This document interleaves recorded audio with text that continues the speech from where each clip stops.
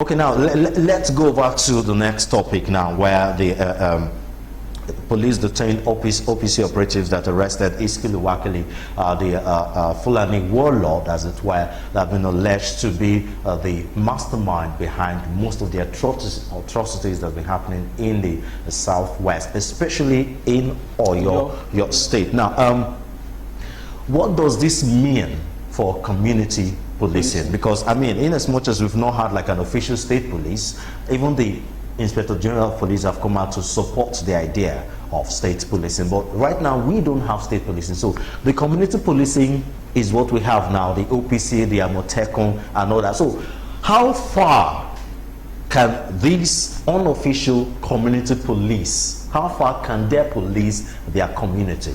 You see, actually, using the word community policing in regard to the arrest of suspects is actually not totally appropriate. Okay. You see, the Constitution of Nigeria and the Criminal Code actually gives something called citizen arrest. We can arrest, you can arrest, I can arrest. If I'm passing by and I see somebody vandalizing a transformer, in my head, I can call people, and I've done it before, way back as a younger person in Kano. So how do you classify the OPC's arrest? Is it community or citizens arrest or if the matter had gone to court, it should come under citizens arrest. Because OPC, I'm not sure whether the OPC is a registered body. I said I am not sure. Because you know, the OPC has had running battles with the Nigerian police and the Nigerian security establishment. But the principal thing is that Wakili has been mentioned several times as a suspect. But the entire Nigerian police structure has failed to arrest this man. That's a big shame. You understand? Whether or not the allegation against the man is true or not, the Nigerian police have the power to investigate crime. You understand? So people have been shouting, Wakili. Even on Facebook, I've seen people from other parts of this country saying that nobody can arrest Wakili. I've read it. So nobody can arrest him. You understand? There is a powerful person, this and that. But these OPC guys went after him and arrested him and did the right thing. You see, by handing him over to the police. Yes, within 24 hours or less than that. If you arrest any suspect, you are not supposed to harm the person, you're not supposed to beat the person, you are supposed to arrest the person and hand him over to the Nigeria police or other security agencies if the police, they are not readily and if information and of course videos that we've watched, have anything to go by, they didn't harm him. I mean, apart from the fact that he looks physically frail and fragile. Some people say he was acting. So I think recently there's been the new move in policing has been that of community policing, where because we've looked at the entire structure of Nigeria, where we've said that the police will not, the personnel of the police that we have will not be able to go around to every nook and cranny of the country. And so citizens have been urged to be involved in policing, and this has been termed as community policing.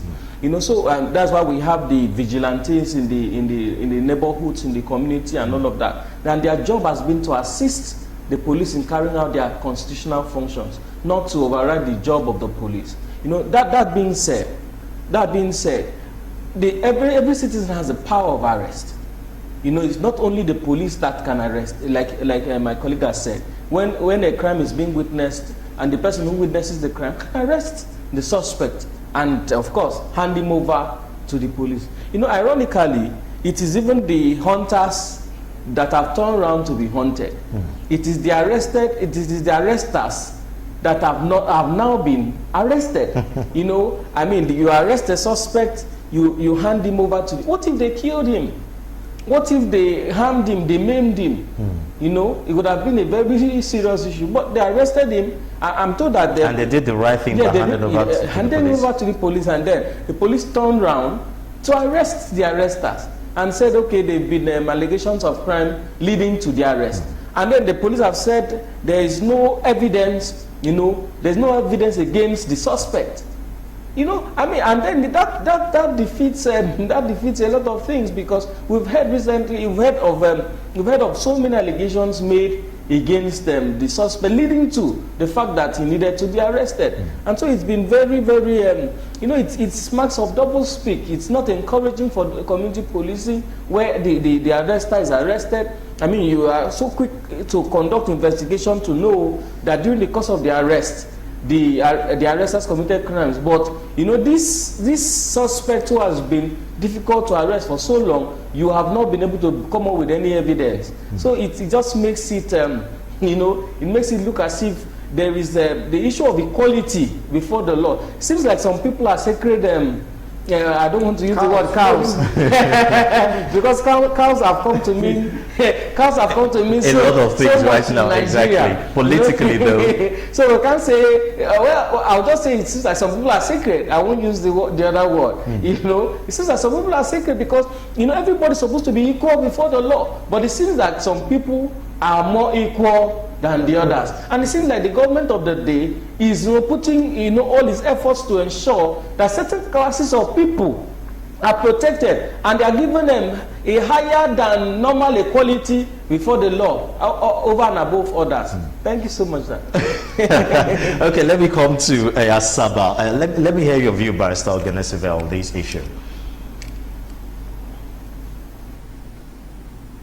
And to weaken community policing. And at the same time, the fight against the Boko Haram insurgents in this country has snowballed into series of security issues, including the man that was arrested that is now causing the problem. Now you see that the police are not even willing to arrest the Fulani herdsmen who are parading the streets with AK-47. Until recently, that they said Mr. President gave order that anybody found with AK-47, you know, should be arrested or shot aside. But to that extent, I want to say that arresting a man claimed to have been a terror on a people should be a thing of joy to the federal government. The police should have congratulated and thanked those who were able to arrest that man. Like my colleague said, it's like selective justice. It's like trying to raise a certain tribe in this country far and above the others. The Fulanis are the ones at the center of this.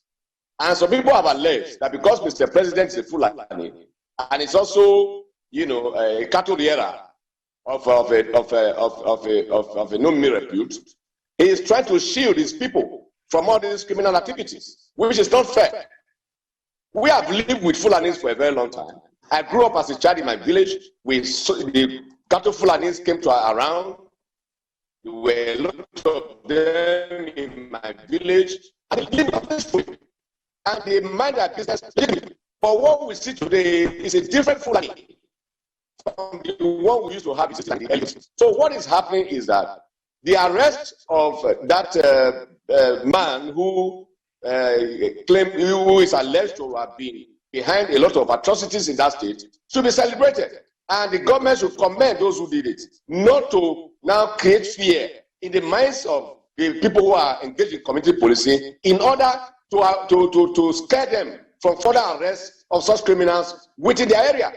So the governor of that state and the president, they should make sure that they resolve this issue as soon as possible. And we want the federal government to also speak out to encourage citizens under the Constitution and under the criminal law, subsisting laws, to allow citizens to arrest criminals anywhere that they can be found. That is the only way that the federal government and the citizens can collaborate together in terms of community policing. Okay, unfortunately, when your time is really running, we have two more topics too. But what does it mean now? Because just briefly, one sentence as we round off. Just like he has rightly said now, people will now be afraid because, I mean, the mistrust between the government and the governed has always been there. These is further deepen the mistrust now. Okay, there's somebody perpetrating crime in our community, and we just have to do arrest. So if you take the president to the police, you'll be arrested. And that also discourages the rise of jungle justice. As well, what do you think about that? Well, like you said, it's a big setback to the concept of community policing. Recently, there's been this push towards community policing. But for me, this is a big setback to the issue of community policing. People will be very much afraid of engaging in community policing. But I think that the Oyo State government, I expected them to do better. With or without the police, the Attorney General has the power to institute, to prosecute any criminal matter. So I expected the Attorney General of Oyo State to institute criminal charges against the suspect, Iskilu Wakili. I expected him to do that. You know, you can do that with or without the full support of the police.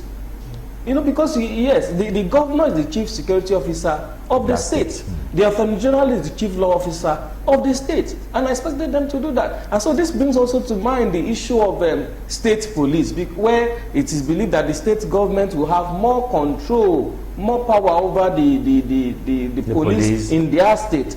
You know, but so for me, it's a setback to community policing. And I just wish that our police would do much better. Okay, yeah. Okay. Now, on the issue of jungle justice now, you know, there's been an outcry that jungle justice should be stopped, arrest this, you know, hand these people over to the police instead of, you know, taking justice to your hand. It's kind of like a huge setback. No, the thing is very simple. Look, if the police, you know, make it difficult for people who arrest suspects, known suspects, you understand? So, if political intent to hand over such people to the police, then jungle justice will set in. Because look, there's a gap in security in Nigeria. The Nigerian police, I think they're just about 400,000 in number to police 200 million people. So the Nigerian police is out of 400,000, like half they are guiding all these are rich people. You understand? So the police they are not enough. And the concept of community policing that we are all shouting about has not been totally made into law. You see, the police started embracing community policing because they did not want state policing. That is the genesis of this community policing thing. You understand? Because they don't want state police at the federal level. They don't want state police. So that's why they are pushing this community policing thing. But let me tell you, people that will arrest people like Wakili may not just be ordinary members of the community. OPC, you know, they too are equally armed. You understand? But with even, with some other things beyond weapons, physical weapons. You understand? And that's why I believe, because I heard that they were shot at. Yes. But they were not armed. You understand? They were not hot. So that's why they were able to arrest this gentleman. Now, to follow what my learned friend said, the Attorney General can actually prosecute this man. But who is to investigate? The Attorney General of Oyo State has no power, has no machinery to investigate a crime. It's the duty of the Nigerian police to investigate and to prosecute. But the Attorney General can take it over. You understand? Look at Ondo State. The only Fulani people that I'm aware that have been prosecuted in Ondo State were those guys that kidnapped Olufalaye, Chief Olufalaye. You see, the Attorney General of Ondo State had to call for their file from Abuja. They were taken to Abuja and they were prosecuted in Ondo State when they committed the crime. And I still believe they are in jail. So when you have a police that is biased, you understand, you cannot have justice. The people in Ondo State, the other time, a cow died. The Fulani man ran to Abuja. And from Abuja, they were calling chiefs from Ondo State, from Ifo, to come to Abuja to answer for the death of a cow. When a paramount chief of Ifo died in Ondo State, up to tomorrow, police have not investigated it. So the Nigerian police, that's why people have been shouting, that even the recruitment to the Nigerian police is a biased setup. The recruitment to DSS is biased. You understand? They encourage and employ more people from the north into all these institutions, which is against the federal character principle in the constitution. We have been saying these things over and over. So you're alleging nepotism, you know, in nepotism in Nigeria police. Okay. Even police service commission has said so went to court over recruitment of cadets to Nigeria police is a matter that is pending, or whether they have resolved it, I don't know.